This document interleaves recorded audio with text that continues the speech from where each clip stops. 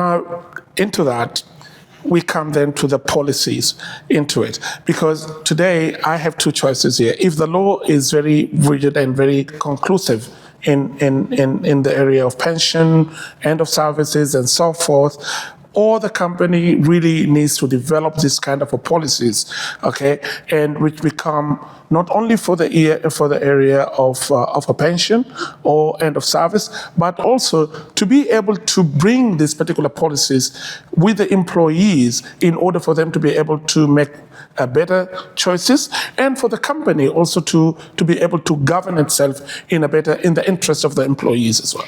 I mean, that's a very good question. Policies has always been a really important part of any company.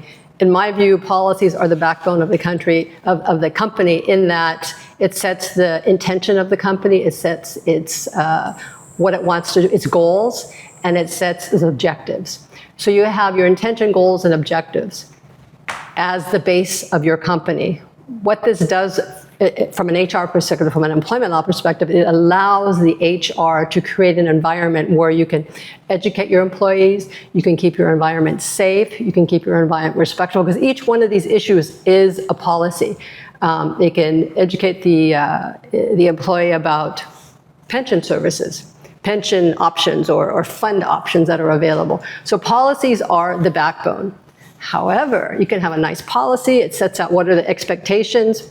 Let's take an example of a policy, a sick leave policy. Basically, you get this many the policy is you get so many sick leaves per year, this number is paid, this number is half payment, and the rest is non-paid. And if you don't, so if you want to take any of these, you need to notify your whatever HR person, and you need to show that if you're going to be gone more than so many days, you need to provide a medical proof. That's your policy.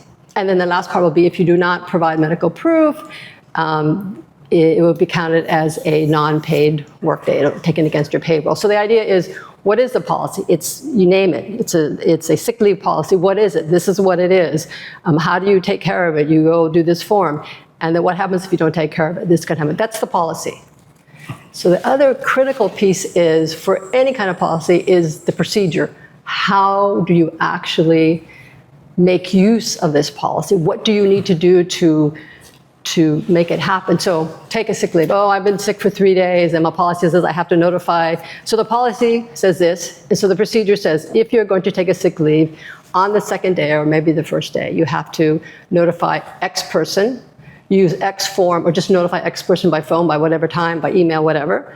When you return, you need to bring a medical certificate signed by whoever, and send it into whoever. It's very specific. It's step-by-step process, and then you're done. And then you'll be granted your sick leave. If you don't do that, then there could be disciplinary procedures because you didn't follow the procedure. So your question is, company policies, they are the beginning, they are the backbone. They set out the expectations of standards and what is expected. The procedures are the one that tells you step by step by step how to do it. So taken together, this is how your company runs.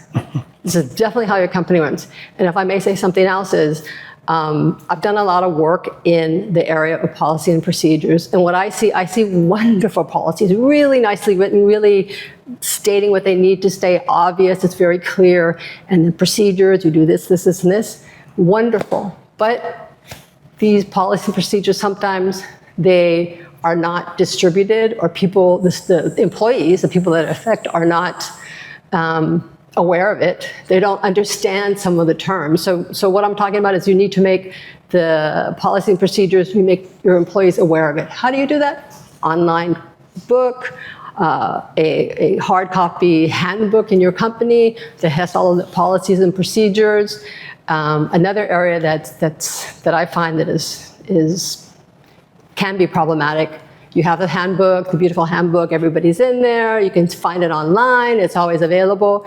You have the procedures, say you want to complain that you believe someone is harassing you. So you look up what it means to be harassed, and you look at the procedures, so you fill out the form, or whatever you do, you give it to whoever you do. What happened? Nothing happened, it's been a couple of weeks. So you go to the person, I left that whatever with you, that complaint with you. Oh yeah, I'm handling it. So what I'm talking is about that you have everything, but nothing happens with the actual complaint. Nothing happens with the situation, and it starts to fester, and then that creates another problem. So what I'm trying to say is you need to have the policies and procedures, access to it, but you have to act on whatever the particular situation is. And then the last piece, let me just give you the last piece, is that you have to tell people what happened. You can take it, you can do the investigation, you can decide there was nothing or there was, and take action. But if you don't ever tell the person that it happened to, you're like, well, you guys don't care about me, and this is not, you're not following the procedures, but you did, but you didn't tell anybody. So tell people what happened.